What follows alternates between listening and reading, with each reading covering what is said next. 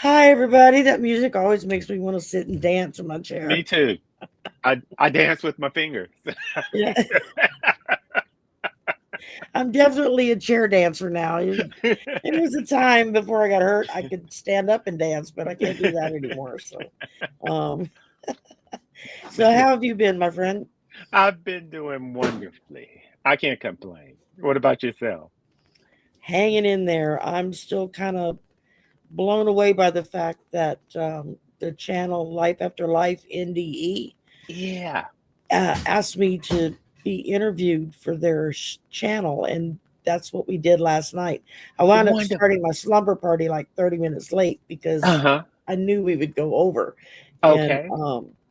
so that was exciting. I think she said it's supposed to drop Okay. tomorrow or Tuesday. I'm not sure which day, but as soon as I get the link, y'all, I will be posting it everywhere. Okay. I want the link. I just I hope want to she's see it. able to edit it and make me not sound like a blubbering idiot. So, It will be great.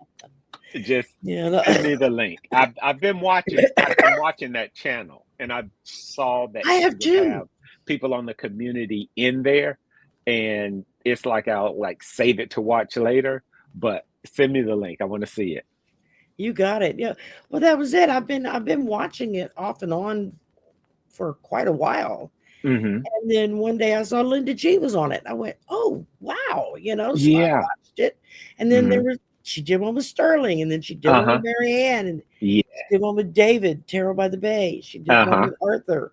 Uh-huh. She did one with Nate. The one with Uh-huh. Nate just came out the other day. Okay. And I was like, wow, man, she's starting to hit a lot of our folks in Right. our little section of the community, Hmm. Hmm. And next thing you know, I got an email saying, I was like, yeah, I would love to do that. Wonderful. Wonderful. I was so nervous last night. Oh my goodness. I was like, my stomach was in knots. I was like, oh my God, I'm going to Uh-huh. screw this up so bad. No, no, it's gonna be wonderful. So hopefully, yeah, like I said, hopefully she can edit it and make me sound intelligent. So Nah, it'll be good. I'm looking forward to it. I'm looking forward to the final product. See what she Uh-huh. does with it. Uh-huh. So, um, hello to everybody here. We have Kiba and Eileen and Gordian Knot and Maureen. And I'm sure a lot of y'all saw the little kitten update this morning. Um, the kittens are with Mama most of the Okay. time, and Mhm. she's been moving them place to place to place. Currently, she has them living upstairs in the patio above us with our upstairs neighbors. And Mhm. so they come down and let me know every day, yeah, they're doing good. They're still up there, blah blah blah.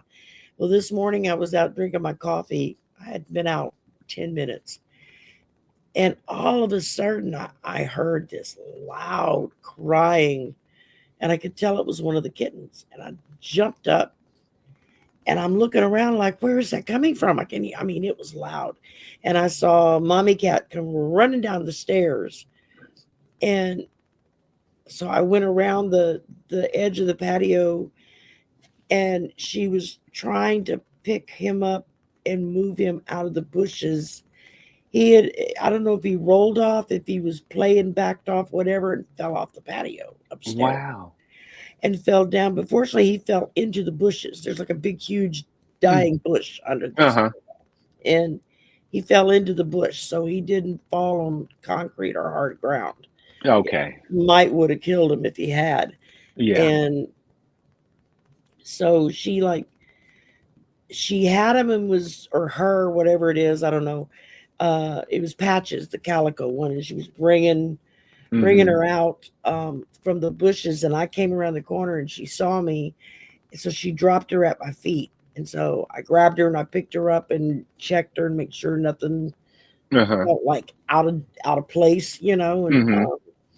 and she seemed fine. So I took her on the patio with me Mhm. downstairs and held her for a few minutes, and then she had the wriggly butt, wanted to get up and move, so I put her down, and she was all over the place. And she found her mama's bowl of food, dry cat Mhm. food, Mhm. and went to town on it. I mean, she ate Wow. half a damn bowl of food. I was like, where are you putting it? And so as she's eating, I grabbed my phone and filmed like, I don't know, 30 seconds maybe of, or a minute of her half in the bowl. She like gets in the bowl with the food. She has Mhm. to just dip her head over. She got to get the whole damn bowl.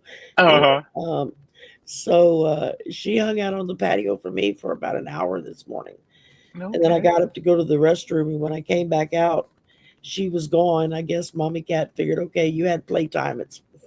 I'm taking her back now. Uh-huh. And so, yeah, we go outside on the patio and we'll hear them upstairs now. The Okay. littlies. I'm happy that they're up there. At least I know they're dry and safe and warm. Yeah. Mhm. They're not in that mud hole that they were in. Oh, yeah. So uh, we get one every now and again. One of them will show up and we'll bring it Mhm. inside and play with it and feed it and Mhm. whatnot. And Mhm. a couple of days ago, we managed to get all Mhm. four of them and brought them inside, and they spent the night with us. And then the next day, they were trying to climb through the screen in the bedroom window to get Mhm. to Mommy Cat, who was on the other side, meowing from Mhm. the patio for them to come out, come eat. Mhm. And so I was like, okay, I can't keep them Mhm. separate. So I picked them all Mhm. up, brought them outside, Mhm. and that's when she hauled them all upstairs. And I went, oh, Mhm. okay, that's where you're gonna Mhm. go with them. At least they're close. So, Yeah. but she'd come check on Patches every now and again, and would see her roaming and doing whatever on the patio, and she'd turn around and go back doing whatever she was Mhm. doing. She was like, Mhm. okay, that one's good. Uh-huh. So I said, I don't know what y'all can do to prevent them from rolling off Yeah. the patios. That's kind of dangerous. And Mhm. that I'm just glad she fell into the bushes and not on Right. the other side where she would have hit the sidewalk. It's like Right. that would not have been cool. I would have Mhm. been really upset. I know. Um, so Lewis keeps fussing at me, telling me, "Mom, you gotta let go. They're not your babies. You gotta let go. Let them. Their mommy knows what's best for them." I'm like, I know, but I can't help it. They're my babies. Like I was Mhm. here when they were born. They're my babies. He just laughs at me. So Mhm. Okay. he's worse about it than I am. You talk about Is it? a helicopter parent. Oh my God.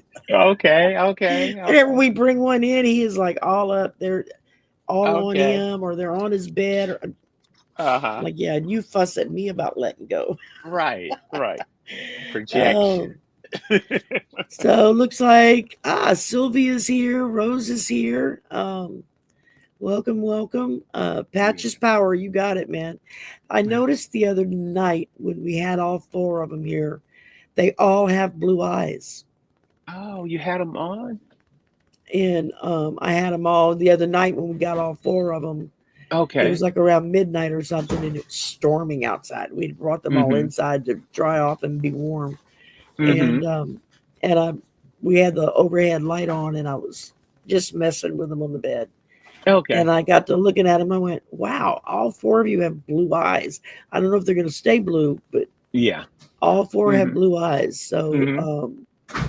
but yeah, they love to snuggle up in his beard because my son has a full beard, and so they Okay. want to crawl up and get right in the nook of his shoulder and his face where the Uh-huh. beard's at, and then they like rub all up in his beard. I'm like, yeah, they think they got mama there, and then Yeah. they try to suck on the end of your nose. It's like, yeah, there's no milk coming out of that. Sorry. That department got shut down eons ago. um, but they're so precious. Oh my Yeah. goodness. I can't Yeah. I just I tend to go on and on and on about them. And I know I probably bore some people, but oh No, well. And you probably I've don't. got two That's a of them good are thing. spoken for. The white one and the gray one are spoken for. And the person Uh-huh. that is going to drive down from Pennsylvania to come get them. I was like, oh Lord. Really? And Wow. Road so trip. yeah, road trip, and she's going to come get those two. She said she has a friend that was kind of interested in the other two, but Mhm. she wasn't sure if she wanted two of them or not. I'm like, I hate to break them up because Yeah. they're brothers and sisters, so you hate Mhm. to break up the family. But I Yeah. figure if they're two and two, then at least they've got a sibling with them, and it's maybe not so bad. But. Right. So anyway, to get on with the day, we decided to talk about grief today. I know we touched on it Wednesday night on Sisters, and people have been talking about it off and on all week because the Pope passed this week. So, Right. And when after it happened, and I started thinking about it, and I emailed Isaac, and I was like, "What if we revisit this topic?" Considering, he was like, "Oh, excellent." So, Yes.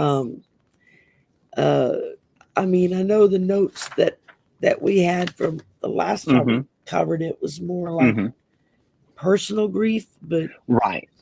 so this I think would expand out a little bit differently, maybe when it's a public figure. Right. Am I correct in that?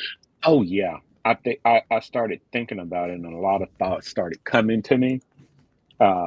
Because the last time we talked about Elizabeth Kubler-Ross, the 5 stages of grief: denial, anger, bargaining, depression, and acceptance. I think when it's personal grief, we tend to go through all of those stages. When it's a famous person, I think we go through them quickly, and we get to acceptance more quickly. And what I mean by that is what we do, and you'll see it on the television as well. There is a therapy that we call reminiscent therapy, and you'll do that with maybe like senior citizens, and you talk about things that happened in the past. But that occurs naturally when, like, maybe a friend or family member dies. We start remembering some of the wonderful things they did or something that they said. We'll sit around and we'll talk about things like that. And we do it automatically with famous individuals like the Pope. People started talking about all the things that he's done in the past, how he was the people's Pope, and people just started remembering all of those things. So I think we should sort of like relate this to personal grief, and what can we learn from the grief of a famous person. Because like if you've ever had a favorite singer that you liked that passed away, their record sales take off. People just I know when Whitney Houston died, I was devastated. I was like, this can't be happening. It blew me away. She was one of my favorites, and I can't tell you how many of her albums I've had over the years. It's all digitized now, but I mean, yeah, it was just, and in that case, it was a sudden, unexpected event. And I would think that would hit the public differently than like with the Pope when we knew he was sick. People have kind of been holding their breath, thinking he's not going to be here much longer. I know as far as readers go that we kept reading on him, and it was like, yeah, no, it's going to happen probably within the year. And so it's like part of you prepares for that. Whereas when it's, was it Leslie Jordan, the little short gay guy he used to do Will and Grace, older gentleman, and he yes. the I know gay you're talking about. character. Yeah. Funny as hell. And when lockdown happened, and there he is stuck in LA. His family's all back in North Carolina, South Carolina, wherever it was he's from. And he's stuck in LA. He couldn't go out. He couldn't do work or anything. And he started getting on his Instagram and doing these little videos on Instagram every day. Well, shit, is how he would start it.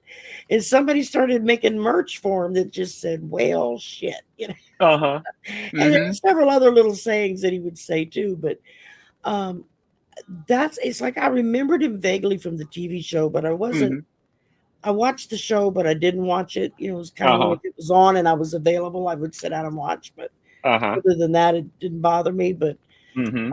so I had seen him before and stuff, but I didn't really follow him or anything. And then when he Uh-huh. started doing that on Instagram, I fell in love with the man. I mean, I was an Uh-huh. instant fan forever. I would sit and watch him and just crack up laughing. I would Mhm. laugh so hard. And it was last last year, 2024. Mhm. They think he had a heart attack, Mhm. and he was in a car accident, and he like Right. ran into a Mhm. brick wall or something, Mhm. or a steel post or something like that, Mhm. and was died. Yes. Um, Mhm. and I remember the the shockwave that kind of went across, kind of like when Whitney Houston died, Right. because it Mhm. wasn't expected. These were Uh-huh. healthy Right. people who were busy in their Mhm. lives and doing Uh-huh. things, and he had a new uh, Broadway type show that he was preparing for, Okay. and he was in talks for a TV show to Mhm. do, and where he would be more of the main person than just Mhm. one of the extra characters. Uh-huh. Um, and so it was like all that talent just boom. 'Cause Mhm. he was in his 60s. Mhm. He was like my age, and it was Mhm. it was very upsetting. And then like with the Pope, it was like I knew his time was near. Mhm. So it was a shock, and I was upset because Mhm. while I didn't agree with everything that he believed in, Mhm. I respected the man a lot Mhm. Mhm. because I watched him over the years would have a position on topic A, and this is how he Mhm. felt. And then he would meet with someone who had a completely different view. Mhm. And I watched him sit down and listen to that other point of view. And then a few days later, he would come out and be like, I've changed my mind on this. Mhm. After much prayer and study, Mhm. and I watched him willing to change his mind on what it was. Mhm. And he out of that came several progressive steps that he had the church take Mhm. towards accepting LGBTQ people. Mhm. You couldn't deny them the host anymore, communion. Mhm. You couldn't. He made it so you couldn't deny them from getting communion or Mhm. going to confession. That they were to be treated just like anybody else. Mhm. If God didn't want them that way, He wouldn't have made them that way, kind of thing. Mhm. And Mhm. which really kind of like that's kind of when I first started taking notice. I Mhm. was like, okay, this is not just somebody there to parade around in his weird clothes and pretend like he's holier than thou. Uh-huh. Something I did not know was that, and I read this one of the news articles the day he died, was that he made it a regular habit almost daily that he would the Vatican had like this big dining hall where homeless people or poor people could come and eat for a good meal, and it Oh, was I didn't free know that. free for them. And he Mhm. would go almost daily and take his meals with them Mm. I didn't know rather that. than with all the fancy schmancy people. Mhm. He refused to live in the papal apartment Right. I that knew was that. assigned. He Mhm. instead he little small prison cell type of a room where it had a bed and a dresser, and that was it. Mhm. Because Mhm. he just wasn't into that. It was like Mhm.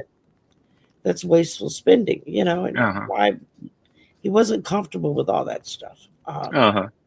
The way he would go to the local prison, and go and wash prisoners' feet, Mhm. regardless of their faith Right. or regardless of what religion they were. Mhm. He did it as a gesture to them Mhm. that they were worthy of Mhm. being attended to. Uh-huh. That spoke volumes to me. It was like, Right. damn, this man's like bucking for sainthood at this point. I figure it's not going to take long before they make him a saint. Uh-huh. Um, but it was just all these little things when I started reading the articles coming out about him that Mhm. I had no clue that he did because he never discussed anything. Mhm. Never, he was never out there like tooting his own horn saying, Mhm. "Oh, yeah, I go eat with the homeless every day." He Uh-huh. never said a word. And so, Uh-huh. unless somebody else saw him and reported it, Right. no one knew about it. Uh-huh.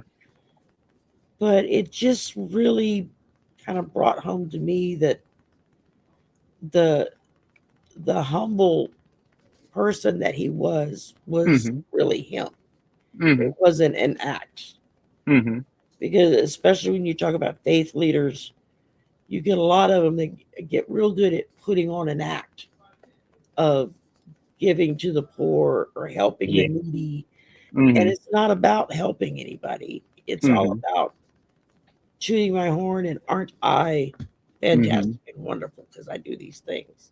Mhm. And uh, I know, wasn't it Jesus who said that the woman who gave like 1 shekel, which was Mhm. all she had, was worth Mhm. more than all the gold the rich people were putting in the community Mhm. bucket for Mhm. um because she gave with her heart. She gave Mhm. all that she had because Mhm. that was her faith, where the others did it for show. Right. And so he reminded me of that, of just he so closely lived the life that Jesus said people should live, Mhm. with that Mhm. kind of attitude. Mhm. And so I was always really impressed by that. Mhm. And then I started finding out all the stuff he did that I never knew about. It was like, holy moly, that's a lot. Um, Mhm. but yeah, he's gonna get buried in. He was buried at I forget the name of the church now, but it's one that is devoted to Mary. Right. Mhm. And so I figured that's a step in the right direction, right? Mhm. Mhm. And I And think that was let's upon his request. yeah, it was. Mhm. And so and then to top it all off, we had the orange turd show up and embarrass us by his behavior Mhm. at the funeral. Mhm. First, he didn't. He wore a bright blue suit instead of black. Mhm. They were all given the itinerary of this is what you wear Mhm. to show respect. Well, he didn't do Mhm. that. Mhm. Um, he fell asleep at Mhm. one point during the service. He's like Mhm. this, mouth gaping open. Is like, oh my God. Uh-huh. Another session of the funeral, and it shows him sitting there with his phone, and he's texting on his phone during the funeral. Really? And I'm like, could you be any more disrespectful Mhm. to this man that you claim to love Mhm. and who definitely didn't like you? Uh-huh. um, but yeah, I mean, it, all right, I'm gonna shut up now. And let you talk. I I'll go think off on another rant. when we grieve professional people, it's different than when we grieve uh, people in our personal lives. Because I think what happens is we start to go through this is one thing that I truly believe. I do believe that when a person dies, they want us to remember them it, when they were at their best and Yeah, remember some of the things that they told us that was positive and that were that you know that gave us joy. And if you what I've noticed is most of the time when I talk to people who have lost someone, when you first remember the person, you remember maybe something that they said that was funny, or you remember something that they said that was positive. But then we think, oh, but I miss them so bad. And then we take ourselves back through the grief process. And I don't think we need to do that. I think we just need to remember. Well, for me, it works best when I just remember them when they were at their best. I remember when my sister passed away, and I was standing at the sink, and I was doing this was later after she had passed away. I was standing at the sink doing something, and I was like, I was trying to make something, and she was a good cook. And I was like, I don't know. I need to figure out how to do this, or something like that. And then I thought about something that she would have said.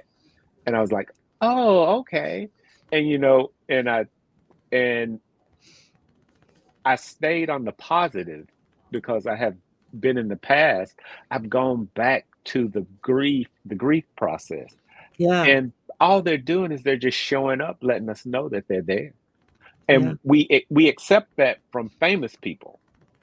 But when it's somebody that's close to us, we handle it in a different way. And I do realize now. I know there are some people who will say uh, they're in a better place, and that's not really comforting for some people. I would never say that to anybody, but Yeah. I do believe that. I wouldn't say it to anybody because I don't know what they believe, but Well, at I least would. they don't say, "No, man, he's burning in hell." He just Right, that's true. there's some people that I would be very tempted to make that statement because Right, of the kind of person they were, right. um, which is really terrible. I like Well, what uh, Joan put. He donated his annual pay of 32 million to the church and charity. wow, that's nice. Yeah, the widow's mite. Thank you, Gordy, and not. Mhm, Yeah, I remembered the story vaguely. mhm. I was raised Catholic, Uh-huh, sort of, kinda. uh-huh. It's sorta, I kinda. got first communion and Did all you? of that stuff. Mhm. Went to Catholic school for one Uh-huh, year and uh-huh, 1 year only, and I told my mom, "Nope, not again. I'm not doing uh-huh, this again." uh-huh, Somebody had given her, offered her a scholarship for me uh-huh. to go to the Catholic school, and Mhm, so I went 1 year, and I hated it with a mhm, passion. Um, but, my mother wasn't a religious person. mhm, She was a spiritual person, but she wasn't a religious person. mhm, And so she never pushed a religion on either me or my brother. mhm. We were always told, when you're old enough, you'll make your own choices, so what you're Mm, comfortable with. And in high school, my two best friends, one was Jewish, one was Catholic. mhm. Every Friday night, we went to temple together. Every Sunday morning, we went to mass together. I figured, okay, I'm getting both ends of the Bible. I must be doing okay. I'm in the middle. Yeah, yeah. Um, and so uh, I always I would have liked to have met him. I Mhm, heard mhm, that he laughed easily and loudly. mhm, He mhm, wasn't ashamed to laugh out loud when people said or did something funny, mhm, but it was never at the expense of anyone. Um, in other words, he didn't punch down to get a laugh. You know, Punching up was different to mhm, get a laugh. But mhm, so and like, since he's passed, which, like I said, I found out so much about the stuff he did. It was like, mhm, wow, he really did mhm, a lot more than I realized he had done. mhm, You know, mhm, so I know when it comes to the grief factor that the five stages. I know when my husband died, mhm, even though for weeks leading up to the night that he passed, we both knew mhm, because he would make statement. He started talking about, when I die, I don't want people looking at me in the coffin. I'd mhm. be like, what? He's like, I don't want people coming and looking at me in the coffin. I'm like, what do you care? You're gonna be dead. He's like, no, I don't want anybody looking at me in the coffin. I was like, Mhm, okay, fine. I won't let people look at you in the coffin. Yeah, yeah. And then it was started talking about, well, you know, for my funeral, I don't want any big, long, drawn out thing and mhm, cars driving down the road and all that. He says, you don't need that. That's a waste of money. Yeah. And then another time it was, I would really like this song and this song to be sung. And Mhm. but it was like just little nuggets he would drop for about 2 to 3 weeks before he Uh-huh. actually passed. It was like Mhm. he knew. Uh-huh. I think he really knew and embraced the fact that Mhm. his time was short, and he just started dropping little things for me Mhm. to, I want this, I don't want that. And Mhm. um and I think in a lot of ways I kind of knew too. I Uh-huh. just didn't want to accept it. I didn't want to Right. believe it, you know. Mhm. Um but I think the hardest thing I dealt with more than anything else was anger. I felt it myself. Guilt. I felt it myself for Mhm. feeling relief Mhm. that I didn't have to take care of him anymore because he was Mhm. so sick.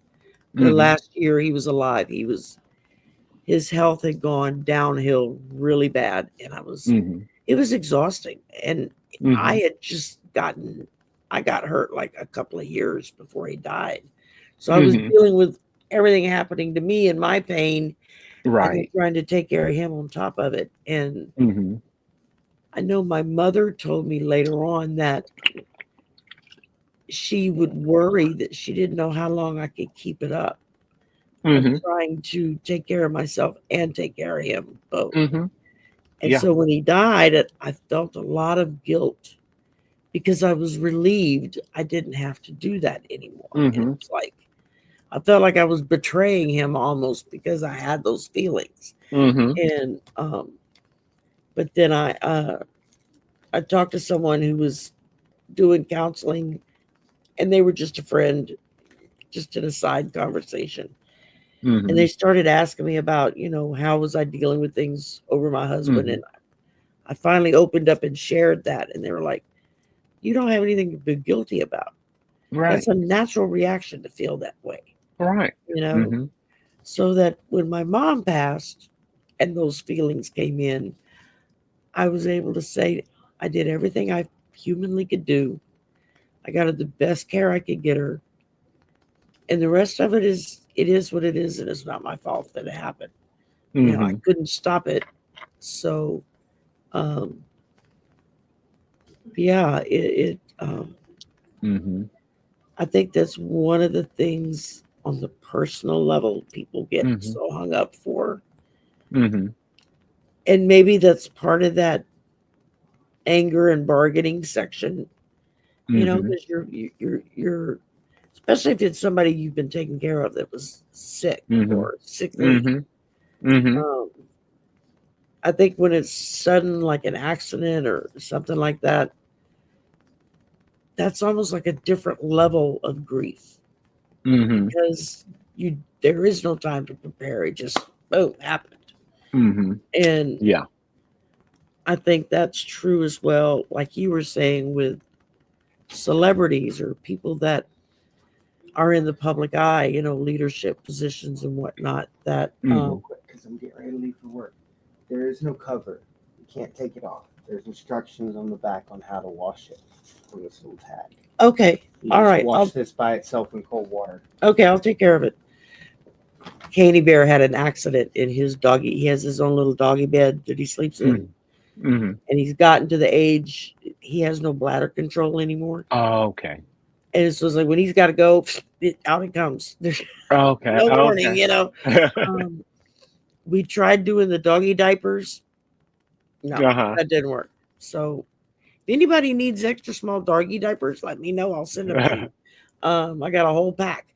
Uh, uh, so I guess my next step is I'm gonna buy the pee pads. You can get like the big pads you can put Yeah. down on the Mhm. floor and Uh-huh. then Yeah. teach them to go use the Right. bathroom there. Right. But last night I had gone. My son was at work, and I had gone in to get something out of the bedroom, and I saw him like not laying in his bed, but laying on the floor next to his bed.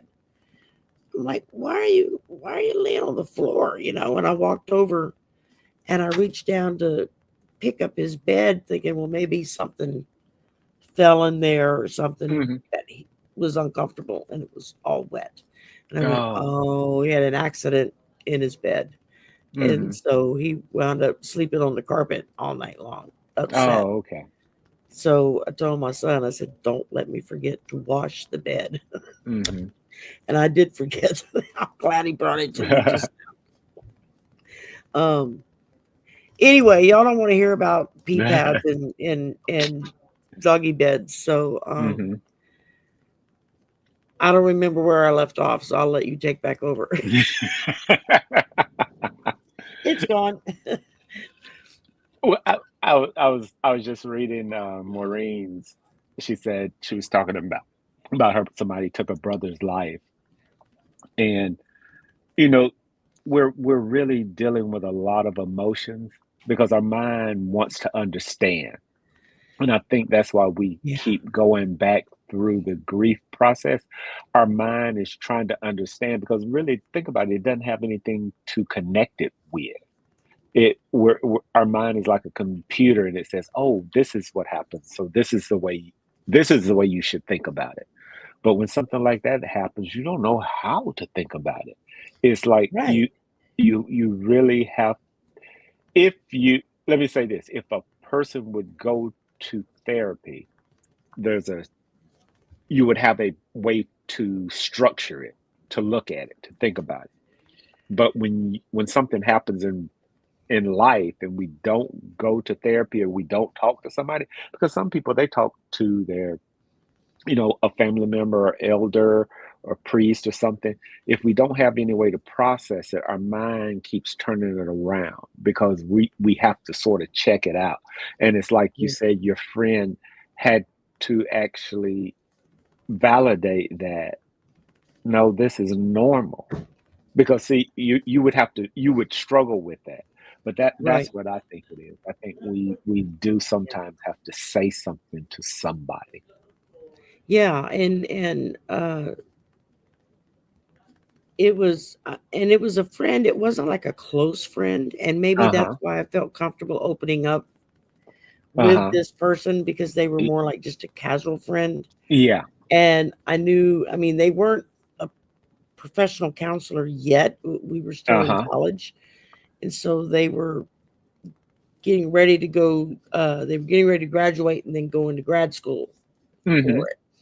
And we were just ran into each other on campus one day, and they Mhm. asked me how I was doing because, everybody, we were in a class together. So everybody Mhm. knew my Mhm. husband had died. Mhm. And that's when I kind of shared that. Uh-huh.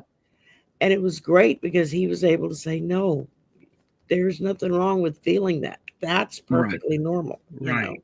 Of Right. course you're going to feel that way. Mhm. He said, I would be worried if you didn't feel that way. Right. And Right. so Mhm. that allowed me Mhm. to let go of that anger. Now, it's been 20 plus years since my husband died. Mhm. Mhm. And there are still moments, Mhm. sounds, Mhm. smells, Mhm. songs, whatever that Yeah. happen, Mhm. that just kind of, it's like, bye, baby. Have a good evening. Love you. There are, there are still those moments when it feels like a sucker punch to the gut. Uh-huh. Mhm. Um, and he's here. I mean, Mhm. he does little things to annoy me to let me know he's here. Uh-huh. It's like, damn it, stop. Uh-huh. Not right now. Uh-huh. So, and I've had other psychics come forward and tell me, your husband's with you, right? And I'm Uh-huh. like, yeah. He's doing this and this and this to let you know he's there. And I'm like, yeah, I know. I said, Uh-huh. I'm well Yeah. aware of it. Uh-huh. But it's nice to have that validated, Mhm. Mhm. so that kind of helps. And Uh-huh. I can just fuss at him from this side of the veil. Yeah. Yeah. Um, again, I'm sure people think I'm crazy, but I don't care. Um, Right. Right. I am partially crazy, so too bad. No. No, you're And not. And Maureen says she did get counseling. I'm glad to hear that. Good, good, good. I truly believe in counseling. I believe in, Hmm. this is what I truly believe is like counseling. I don't know, we come into the physical to learn lessons. And I think counseling is more about, well, it's a win-win. It's a lot about the lessons that I have to learn and not just Yeah, the people that I work with, because I don't think of it as just helping people because I know it helps me. It's like I if I think that someone should do something, and this is what I would encourage a lot of people to do. If we think that there is something that's going to work really well for other people and we can't wait to tell them, a lot of times that's the spirit world trying to tell us that's the change we need to make. yeah, Because it's like, because if you think about it, when you tell the other people, they never do it. So yeah, the information is coming for us and not yeah, for other people. And we can share things with other people, but we have to also say, well, how would that look in my life? How would that feel? What would I feel like if I had to go through that? I think that's how we learn, and that's how we become. I guess learn. We grow. We don't run from emotions as much anymore. We can stand there and be present with them. And I think that's why the Pope was able to go and visit people who were in prison or the homeless, because he wasn't judging them. I think he realized that if things were just a bit different, that could be him. right. Yes, Yeah, exactly, it exactly. could be us. Yeah. Uh, the thing that always came across really strong to me over the years, that's kind of been validated since I started reading all this stuff Hmm. about him, was that he truly had what's known as a servant's heart. Hmm. He got joy from helping those without. Hmm. That's what brought him joy. And Hmm. um, it's like, what an awesome lesson to have learned early enough in your life, that as you move through your life and up the ladder, you don't lose that. Right. Right. Um, it's just like there are celebrities, movie stars, singers, whatnot, that either, most of them have their own charities or foundations that they run, especially once they get up in the Hmm. top echelon there. Hmm. Um, and there are some that, every little move they make, every little anything they do with the charity or the foundation, boy, they're, right there in front of the camera to tell everybody what they're Hmm. doing for Uh-huh. these poor people. Um, that always comes across to me as somebody who's tooting their own horn. They Uh-huh. could give crap what's happening with the people they're supposedly helping. Uh-huh. Instead, they're looking for the spotlight Uh-huh. for themselves. Look how Uh-huh. wonderful I am. I'm doing Uh-huh. Yeah. ABC. And Right. then you have other celebrities, or just people that are very well known, athletes as well, Hmm. who do that kind of stuff, and you never know it. You would Right. never in a Right. million years. Uh-huh. I know there was this big thing a couple of years back when somebody stumbled across the fact that Keanu Reeves, the actor, Hmm. had started a foundation to help. It was like for underprivileged kids, but it was like Hmm. kids with disabilities and stuff that Hmm. were into art and music and everything. Hmm. And he he built this foundation, so that they could study what they wanted to learn to do, and they would have the Hmm. abilities. If they needed a wheelchair or something, the Yeah. foundation would provide it for them. And And he had been doing it for years and years and years, and nobody knew it. And he was so embarrassed when it got out and people started to ask him about it. And he was like, Uh-huh. and you go talk to the people that run the foundation. They can tell you Right. what it's all about. I Right. just gave him some money and put my name on it. And Right. that's all he said, and it's like, Mhm. okay, he wasn't seeking the limelight in that, Right. Mhm. And there are other celebrities that have done the same um, that, create these wonderful foundations that do Right. really good work for Right. people, Mhm. um, and they do it all on the hush hush. Dolly Mhm. Parton, oh my God, that Yeah. woman is single-handedly responsible for the last 2 generations having books in their house for Right. their young children, because she does Right. the book thing with Right. kids from Right. the age of 2 or 3 up until Mhm. they get to Mhm. a certain level in school, until they get to a certain grade where the parents can sign them up, and Mhm. they have delivered to them every month new books for them to read according Mhm. to their age appropriate reading levels. Uh-huh. And she does all of this out of Right. pocket. People Right. only knew about it because someone accidentally spilled the beans. Uh-huh. And so she took advantage and held a fundraiser, raise Mhm. more money, to send more books. But Right. they say she has sent, or I mean, not personally, but her foundation has sent millions of books Yeah. to kids across the country. Mhm. Um, Mhm.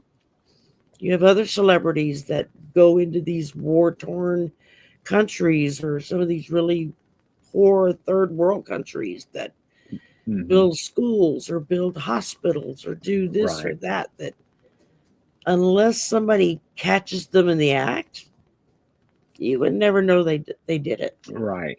Right.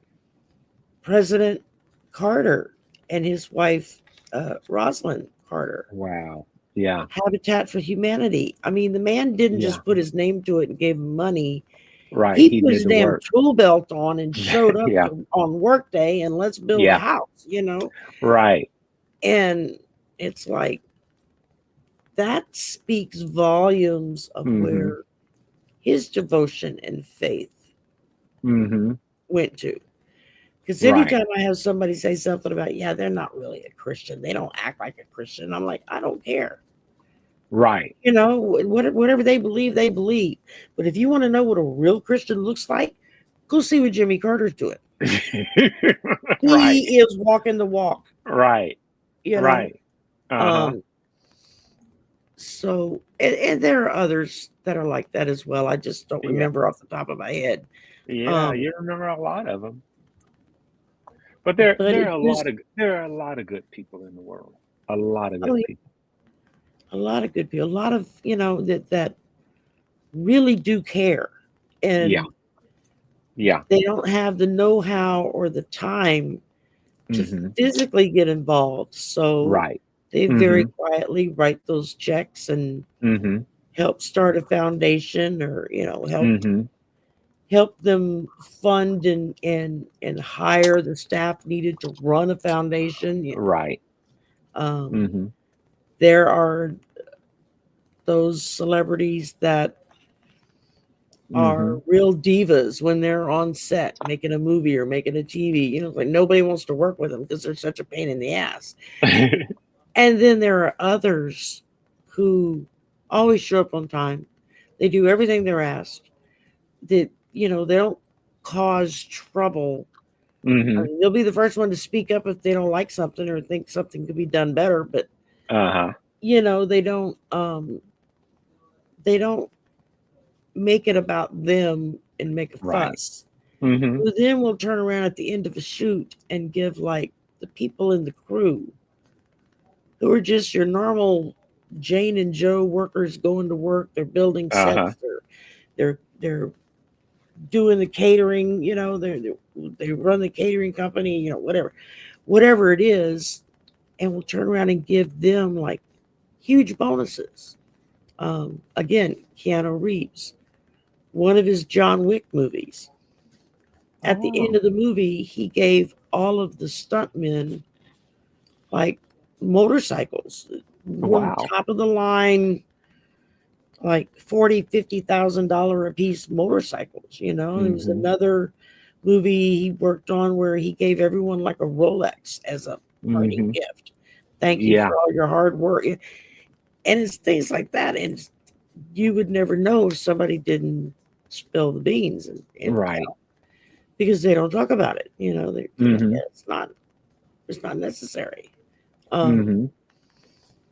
but I think it's when people, and this is just my personal opinion, whether if they're well known or just some person in your neighborhood, when they do things for others without wanting to take any acknowledgement for it, Mm-hmm. that to me speaks higher volumes Mm-hmm. of what kind of person they actually are. Yeah. Again, they Yeah. have that true servant's heart Mm-hmm. to Right. do for others. Mm-hmm. And I know there have been times over the years where I've been involved in different charities, and it's like, I don't have money to give you, but I can answer phones Uh-huh. on a certain Mm-hmm. day, or I can show Mm-hmm. up and Mm-hmm. check people in if it's an event, or Right. Right. I can go do something physically and be there to do it for you. But Mm-hmm. and we need people that do that kind of thing, because Mm-hmm. it's real nice to have an idea to open a foundation and do these wonderful things, but if you don't have the staff to run it, that's not going to try to rob you blind in the process. Yeah. Yeah. You know, um, there are organizations out there that help people deal with grief who normally couldn't afford to go to a counselor. Mm-hmm. Uh, you have a lot of that in a lot of your rural towns and whatnot, those Yeah. volunteer based Mm-hmm. clinics or something. Mm-hmm. And there are people who really care about what's going Yeah. on. Yeah. And I think that makes, when it's a personal death, I think it makes it easier when you have people like that show up in your life to help you deal with it, Yeah. because now you're not alone in it. You know, Mm-hmm. um, Mm-hmm. I know it just so happened the semester when my husband passed, I had finally gotten into a class that I'd been on the waiting list for several semesters. It was a sociology class called Death and Dying. Wow.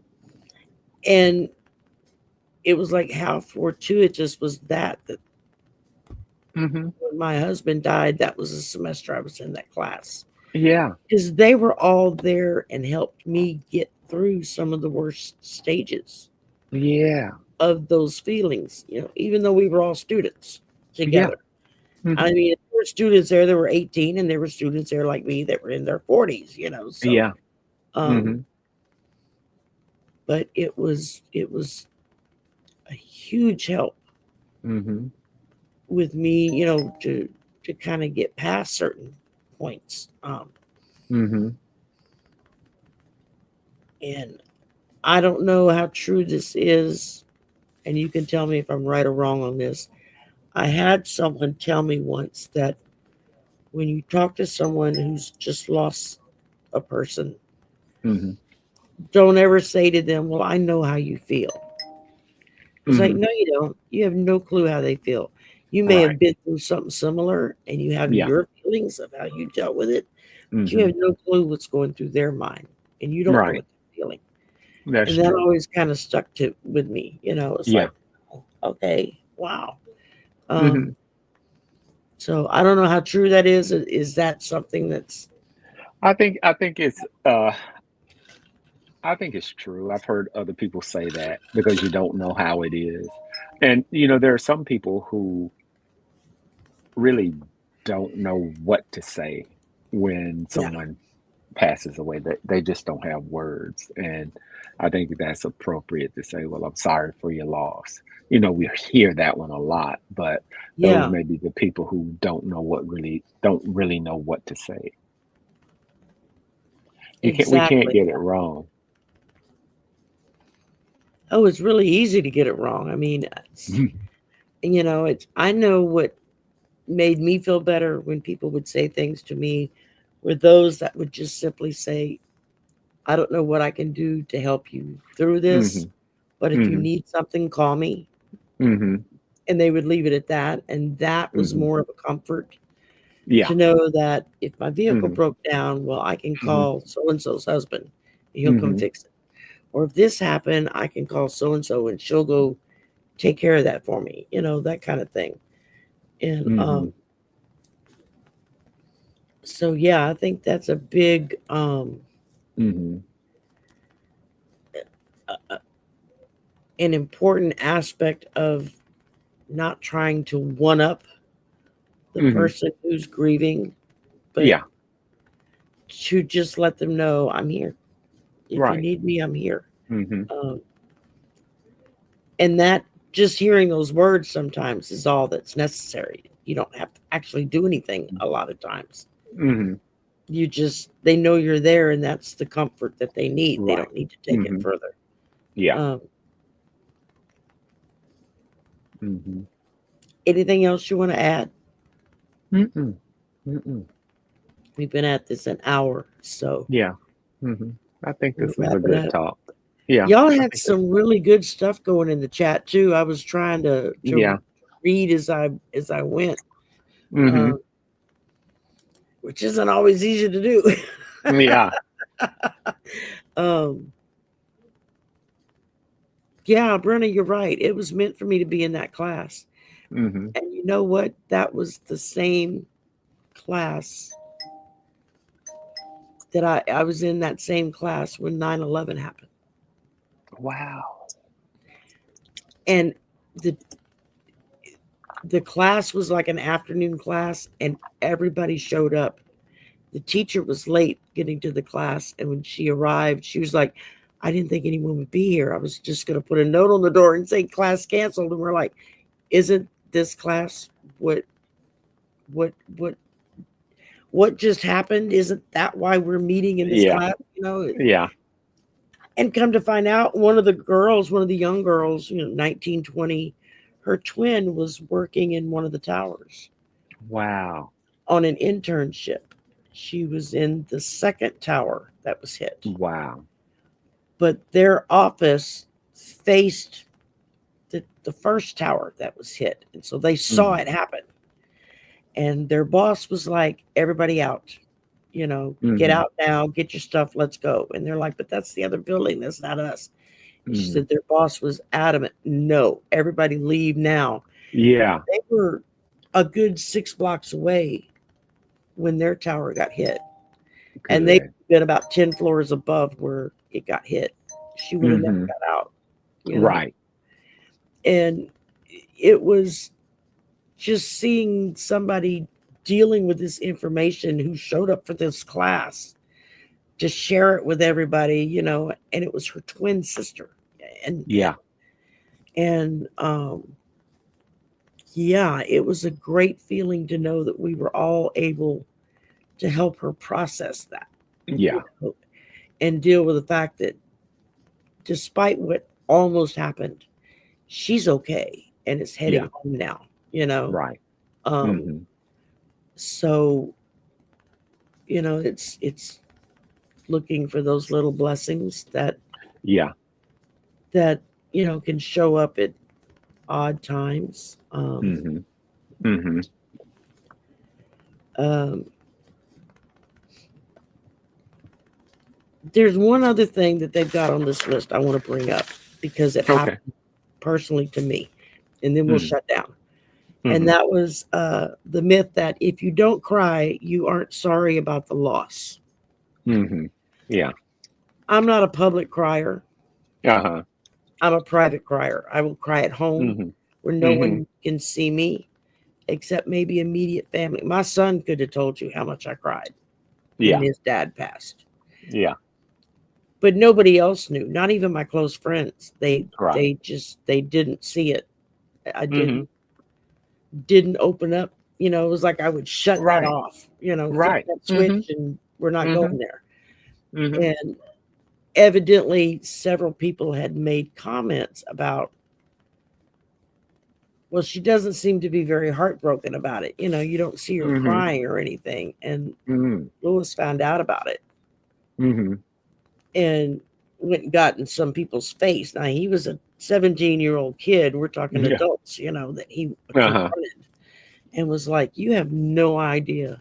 You have no clue the level of grief my mom is Hmm. going through right now. Right. Right. So he was like, I'm the one that listens to her cry herself to sleep every Hmm. night Hmm. as she holds his pillow Uh-huh. because she can still smell him on it. Hmm. And Yeah. so, it's like you really have to be very careful not to judge somebody in their grief because Hmm. they may present one face to the public. Hmm. You don't see what happens when they're home and the door is shut Right. and how they handle it. Um, and my son and my mother were the only two who really knew Hmm. the level of loss it was for me. Right. And so I try to be very careful when I'm around someone who's just experienced a loss. Yeah. If I hear somebody else say something, it's like, Hmm. no, you stepped over the line. Yeah. You have no clue what they're going Hmm. through Right. and how they're handling it. Hmm. Um, but then that's why having a good counselor is so helpful, Yeah. or having access to the information that you would get from a counselor Hmm. is so Support. helpful. Yeah, it's that Positive support. support team. Hmm. And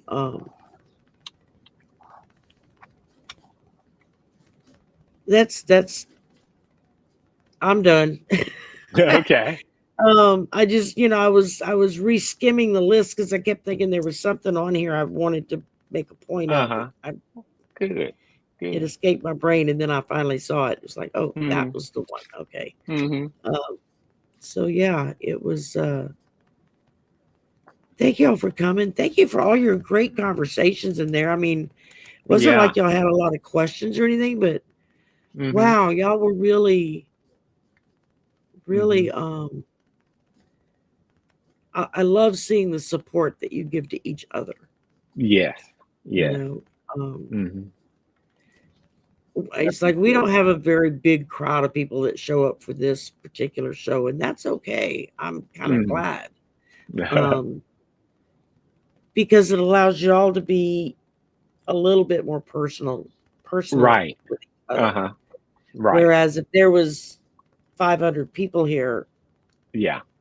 half of y'all would never say a word, and kind of defeats the whole point of Right. what we were trying to do. So, Hmm. and yeah, so thank y'all for coming. Um, thank you for sharing. Yes. Uh, I know after the show, when it gets processed, I'll go back and reread all the chat so I Hmm. can catch up on I would catch bits and pieces of conversations. Hmm. So didn't have the whole thing, but I do appreciate it. I appreciate y'all showing up um, all the time for this show. And my goal was to just provide a space where we could talk about stuff that's Hmm. difficult for people to talk about. And the Yes. fact that y'all discuss it with each other really does my heart good, because that was the point. Hmm. And thank you. I guess that would be the Yes. best thing to say is Thank you thank all. you. Yes. And all right, y'all have a great week. I'm getting ready to go run backstage for Arthur. He's getting ready to do his solo show. I get to pull all Oh the yeah. levers and strings, and as soon as I get the link to the interview that I did last night, I will post it for Yes. everyone. And I will definitely send it to you, Isaac, so you can Yes, see it right please. away. Please. And I want to see it. so I'm excited and nervous all at the same time. That's how I was last night. I thought I was going to throw up. I was so nervous about it. No need to be nervous. But it was a lot of fun, and she was a very nice lady, so it made it Good. easy to talk Good. about it. So y'all have a great Sunday night. Have a great week. We're going into a brand new week. Yes. So the 1st of May is Thursday. What damn day Yep. is it on? Thursday. The 1st of May is on Thursday. So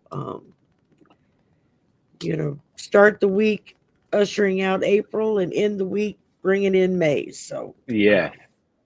I put up my reading on Taurus, the astrology sign for Taurus that just started May 20th to June, April 20th to May 20th. For those who were Taurus, and the message in it would fit for anybody. It's not just for people who are Taurus. So if you get a minute, go check it out. It might help you make a few decisions on how to do things. So, and tomorrow night is Draining the Swamp with Mel and Arthur. I don't know if Arthur's going to be with us tomorrow night or not, but I know Mel will. So, and that's it, y'all. Okay. Have a great week. Yes. Self-care. That's it. Listen to the man. He knows what he's talking about. This way. There we go. Yeah. There we go. I got a new camera and it's like a little weird.